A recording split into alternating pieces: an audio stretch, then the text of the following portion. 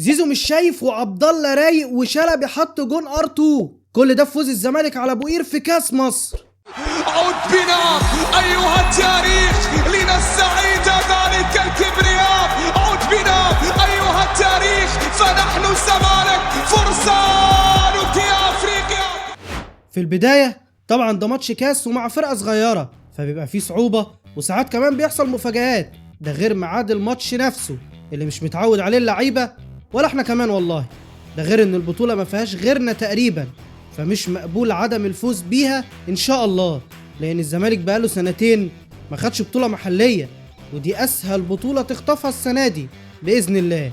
لكن قبل ما نخش في الماتش، النهارده 9 يناير والاداره لا حس ولا خبر ولا حد جدد ولا صفقه جت، محدش من المحترفين اساسي والاداره نايمه. شفنا النهارده كونراد وهو عاجز قصاد فريق درجه تانية وهنفشخه في حلقه التقييمات، وشفنا شلبي اللي محدش طايقه اصلا وهو احسن منه وفارق عنه وبيسجل الهدف التاني للزمالك. شايفين الراجل وهو عمال يبدل بين حسام اشرف وناصر منسي ومفيش فايده وبرضه الاداره نايمه. شايفين الراجل بيلعب عبد الله الماتش كله ولسه الاداره نايمه. زيزو معمي ومش شايف قدامه وبرضه الاداره نايمه. خليكم نايمين يا فشله لحد ما تصحوا على كارثه. بدأنا بصبحي، فتوح شمال واحمد محمود يمين، حسام والمسلوسي في القلب، شحاته ودونجا قدامهم عبد الله، زيزو وكونراد قدامهم ناصر منسي. جروس بدأ بالاساسيين لانه واضح انه كان خايف. الحقيقه ان انا كمان كنت خايف وانت اكيد كنت خايف، واي زملكاوي شايف الفرقه الوسخه دي اكيد هو كمان كان خايف. البدايه والزمالك ضاغط، واحده من فتوح باليمين حلوه، شحاته يطلع ويركب ويحطها لكن تعدي جنب العارضه. واحده سريعه بين عبد الله وكونراد اللي بيلعبها عرضيه بوش رجله معرفش ليه.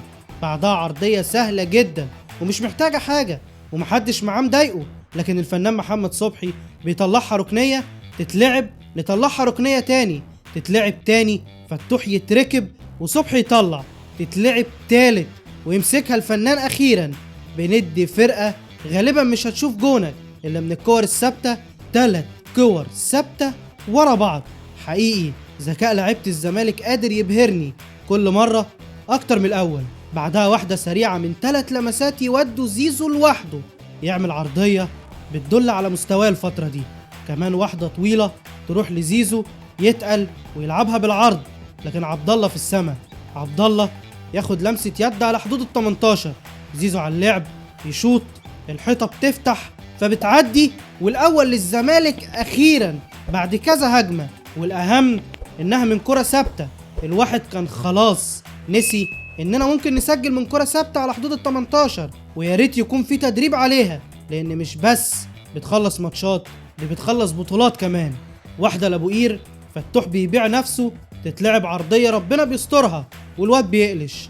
دونجا وشحاته فين معرفش، طب فتوح باع نفسه ليه برضه معرفش. بعدها واحده كمان في ظهر الباشا فتوح وعرضيه وخطيره لكن تطلع بره.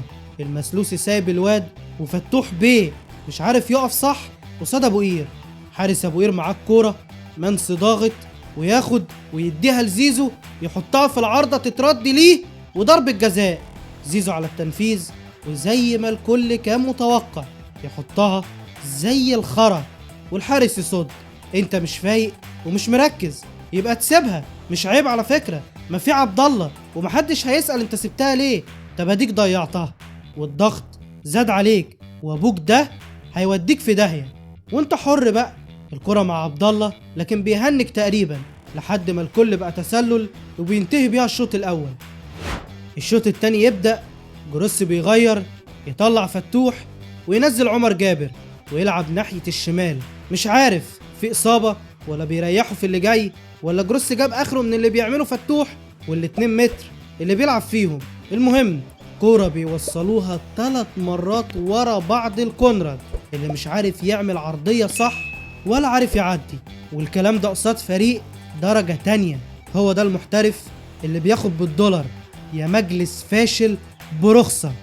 بعدها واحدة طويلة لزيزو يعملها عرضية من مرة واحدة لكن الدفاع يطلع عمر جابر وكونراد والاوفرلاب تتلعب لناصر اللي بيخليها معاه لحد ما تتقطع.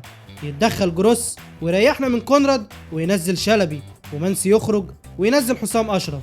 شحاته يطلع بالكره لعبد الله يلعبها لشلبي يردها له، تتهيأ لدونجا يشوط بوم في العارضه. بعدها جروس بيغير زيزو وينزل شيكا، تغيير طبيعي لزيزو سواء كان للراحه او للاداء الزفت اللي بيقدمه. ومش بس في ماتش النهارده، الاداء الزفت طول الفتره اللي فاتت.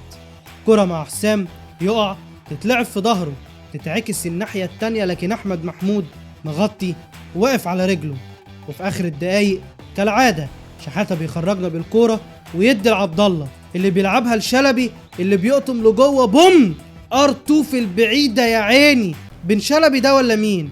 ايه يا عم الفلاحين الحلاوه دي كلها؟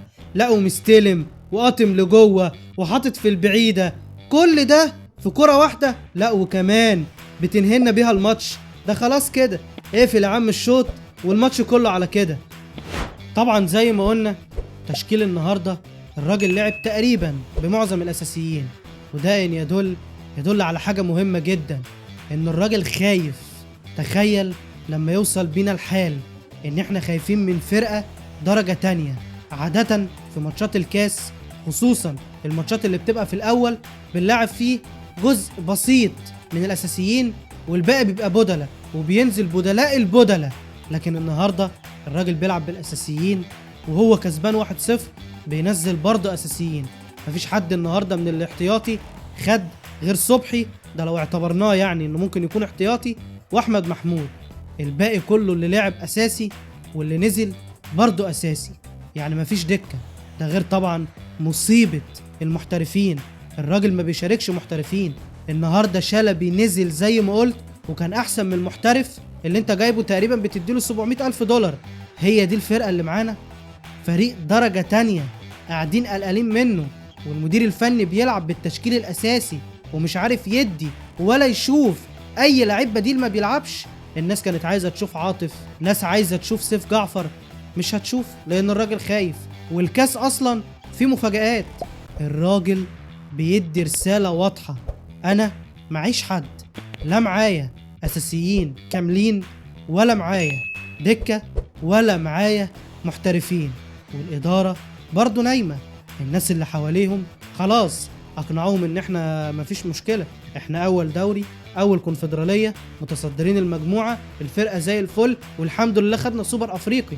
يعني ما خلاص كده، عايزين ايه تاني؟ الفرقه زي الفل، وكسبت الاهلي طبعا وكسبت بيراميدز. كأن احنا عمي، كأن احنا ما بنشوفش، كأن محدش فينا بيفهم، هم بس اللي بيفهموا واللي حواليهم بس اللي بيفهموا. حتى اخبار الصفقات اللي طالعه اخبار كلها تسد النفس، عمالين نقول عايزين صفقات تقيله تشيل النادي، وهم ولا هم هنا. رايحين يقولك جايبين مهاجم فاركو نص ملعب البنك الاهلي. هي دي اللعيبه اللي هتيجي تشيل؟ هي دي اللعيبه اللي الزمالك محتاجها يسندوه عشان يرجع تاني للمنافسه؟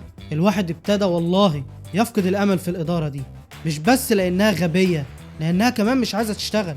طب يا عم اللعيبه ومش عارف تجيب، كمان اللعيبه اللي عندك مش عارف تجدد لها. طب زيزو طالب كتير، هل عبد الله ودونجا وعمر جابر والونش طالبين كتير برضو؟ يعني كل دول مش عارف تجدد لهم؟ كل دول عندهم واحد زي ابو زيزو بيغلي عليكم ومجننكم؟